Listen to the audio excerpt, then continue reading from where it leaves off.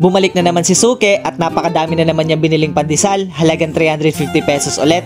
Kung maaalala nyo, si Kuya din yung nag-viral na video ko last time na bumili ng 350 pesos din na pandesal.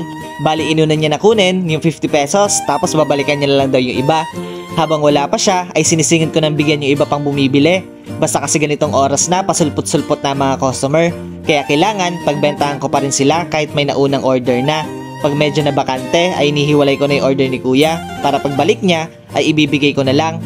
Bale 4:30 AM pa lang andito na kami sa pwesto kaya marami-rami na din ako nabenta. So yun guys, ang dami na natin nabenta. Natira na lang is apat na lang tapos dito guys is ubos na. Ito is yung binili ni Kuya. Ayan. Bumalik na naman si Kuya tapos napakarami niya na naman binili guys, halagang 350 pesos. Grabe yun. Kaya nagsulit pa tayo. Malapit na ma-sold out guys. Okay, let's go. Sa negosyo, more on trial and error pa talaga basta nag-uumpisa pa lang. Kaya kung mapapansin nyo, isang side pa lang ng story siya napupuno ko. Pinapakiramdaman ko muna kung kakayanin ba mapaubos. Pag kaya na, saka ko na ito todo. Dahil yun talaga ang goal, ang makapagbenta ng marami kada araw. Saktong-sakto na maubos na yung benta ko, dumating na sila Kuya para kunin yung order niya. Naka-ready na yan, ipaplastic na lang. Sa susunod, magdadala na ako ng malaking plastic para if ever na may bibili ng ganito karami, ay isahan ko na lang maibibigay. Tama ka! Thank you! So, yun guys, ubos na yung benta natin ngayon. Tingnan nyo. So, eto guys. Yan. Si last customer natin is si Kuya. Sakto-sakto yung pagdating niya is naibigay na natin lahat ng order niya. Ubos na.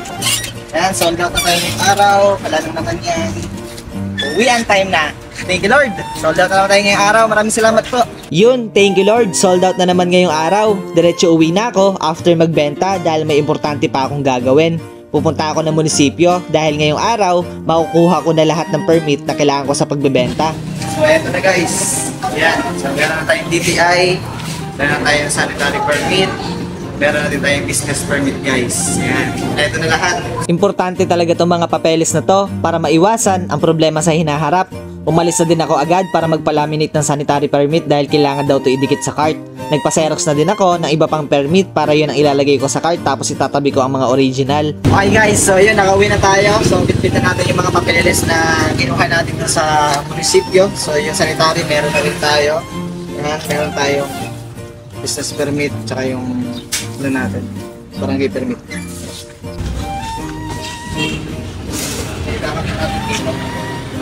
Dinikit ko na dito sa storage yung sanitary permit para makita ng mga customer. Ginamit ako ng stick glue para mas madikit. Medyo alanganin kasi kung tape lang gagamitin. All goods na guys, so wala na tayong magiging problema if ever na magka-bilyasok. So meron tayong mga ipapakita ang mga permit na naka-register din tayo. Next natin gagawin guys is papalagyan natin ng ano to. Pangalan. Next natin gagawin is papalagyan naman natin ng signage. Okay? Yeah.